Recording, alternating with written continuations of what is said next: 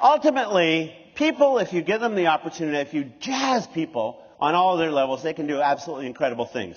And I'm going to have the joy of telling you that in story form today. I'm not giving you any lectures on leadership. I'm going to just tell you some stories about some of these people who have changed the world, and hopefully you'll draw conclusions for yourself. Now, the first story challenges one basic idea, which is that we all have little voices inside our heads. How many of you have little voices inside your heads that talk to you all the time? Okay, we have to have a deal here. You got to tell Doug, the storyteller, the truth, or I'm going to bring you up on stage, okay? So let's ask that again. How many of you have little voices that talk to you all the time? There you go, most of you. There's still a few liars out there. And now I know who you are, so you're in trouble.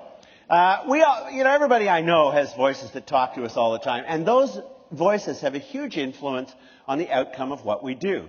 And the guy we saw in the opening video there, Henry Ford, Henry had a few issues himself, but he was a smart guy, and he said this one day. He said, whether you think you can or you think you can't, you're right.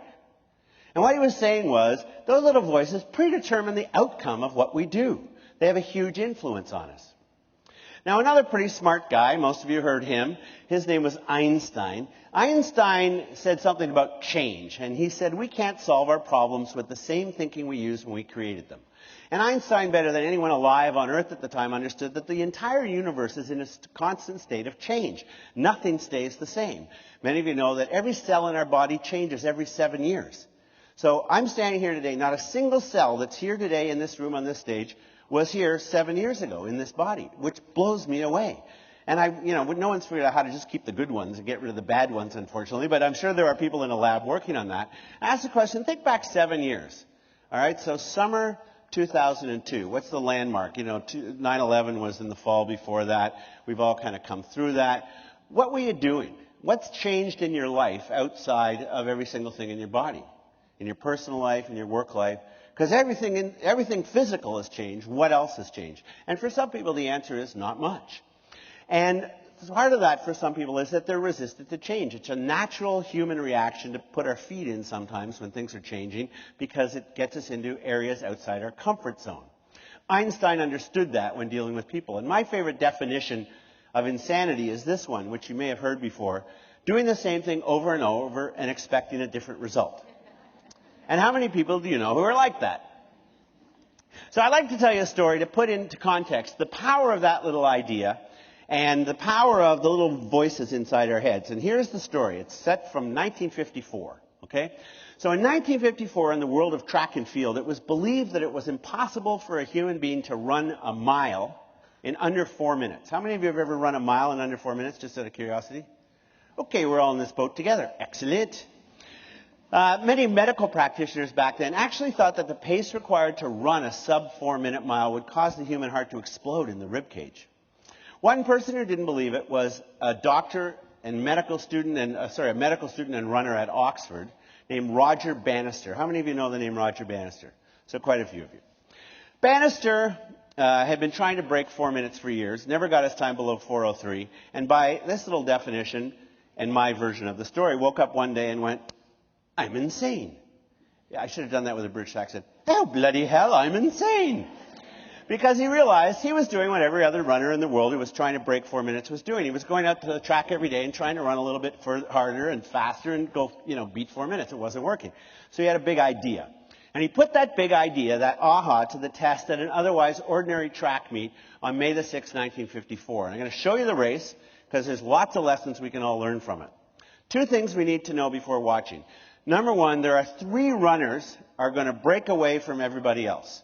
Their names are Chris Brasher, Roger Bannister, Chris Chataway, in that order. So Chris, Roger, Chris. They're running as a team. They're not running against each other. And the voice you'll hear in addition to mine is that of Sir Roger Bannister himself. So let's have a look at this amazing 4 minutes out of sports history.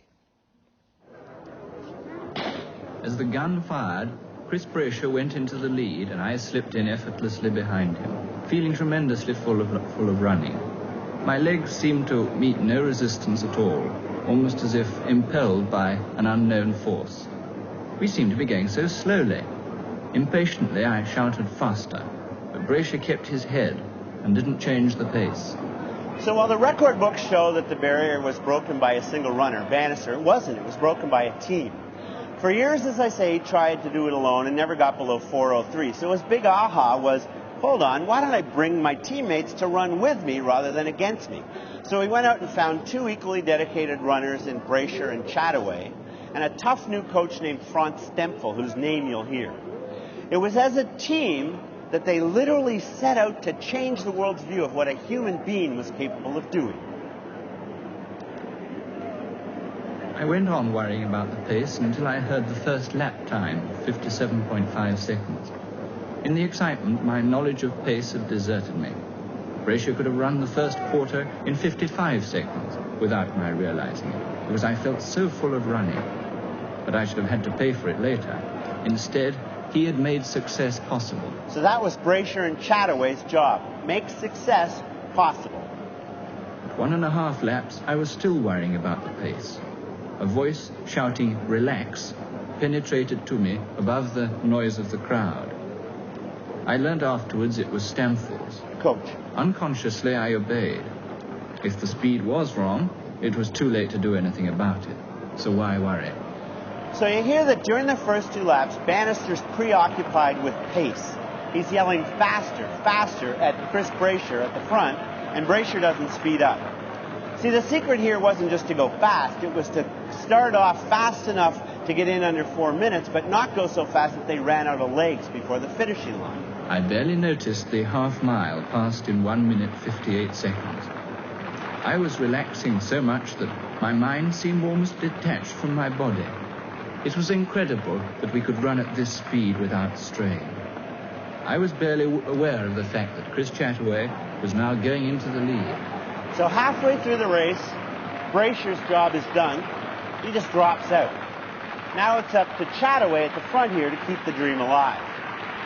It's hard for some people to do that, to put aside their personal goals for that of a team. I mean, after all, Roger Bannister's the only famous guy out of the 3 here. But as a storyteller, I say, yeah, that's true, but there are only 2 people in human history besides Roger Bannister who have been able to sit and tell the story that on this day in 1954, they literally changed the world's view of what a human being could do.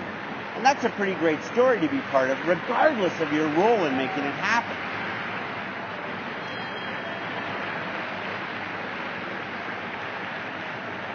Three-quarters of a mile, the effort was still barely perceptible. The time was 3 minutes, 0.7 seconds, and by now the crowd was roaring. A 4-minute mile was possible. Somehow, to do it, I had to run the last lap in 59 seconds. Chataway led round the next bend, and then I pounced past him at the beginning of the back straight, 300 yards from the finish. I had a moment of mixed joy and anguish when my mind took over. It raced well ahead of my body and drew me compellingly forward. I felt that the moment of a lifetime had come.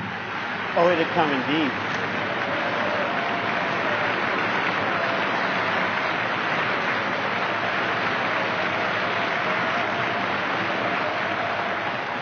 Those last few seconds seemed never-ending.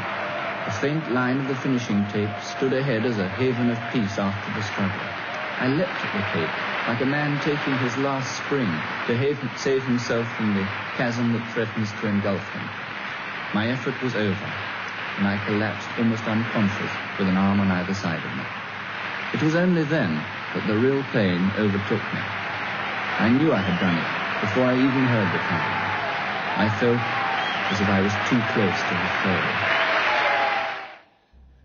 On May 6, 1954, Chris Brasher, Roger Bannister, and Chris Chataway did break the impossible barrier. They ran the mile in 3:59.4, 0.6 of a second under impossible. In doing that, they showed every other runner in the world that it could be done. They changed the game from can it be done to how fast can it be done. A couple of weeks later, an Australian named John Landy, who'd been trying to do this for years, suddenly did it in 3:58. Bannister raced him a couple of months later, did it in 3:57.3. And the barriers continue to fall in the years since, and today stands at 3:43.13. So what's the point for all of us in business? And what can any of us learn from that? Well, number one, I think, as Henry Ford said, whether you think you can or you think you can't, you're right. As soon as Bannister broke that mental barrier for everyone, it changed the game. And I asked the question, what are your mental barriers? What are the things about yourself or the way you operate that you think are impossible? Because dealing with those, pounding your way through them, is the most important step to doing things, as I say, to reaching your full potential, to operating at all 5 of your levels. Secondly, for those of you who have teams that work with and for you, I thought this was a great example of clarity of vision. You know, we all have visions, and visions are important. Here's a vision. 4 minutes and over, we fail. Anything under 4 minutes, we win. Everyone clear? There was no doubt about what they had to do to win. And there was no doubt about what everyone's role in the team was. Chris Brasher, get us halfway. Chataway, get us 3/4. Roger, you're the closer. Everyone clear on what their roles were. Now, despite that, there was an interesting team dynamic. Bannister challenged Brasher through the first 2 laps, yelling, faster, faster. And Brasher refused to speed up.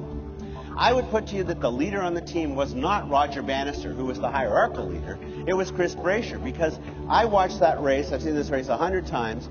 I would put to you that if they had gone any faster in the first 2 laps, there is no chance Bannister would have had the legs to make it in under 4 minutes. He barely made it.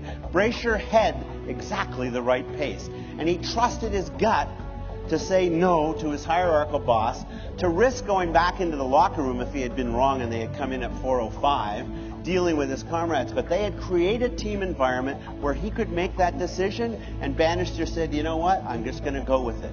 And that is the glue that holds great teams together.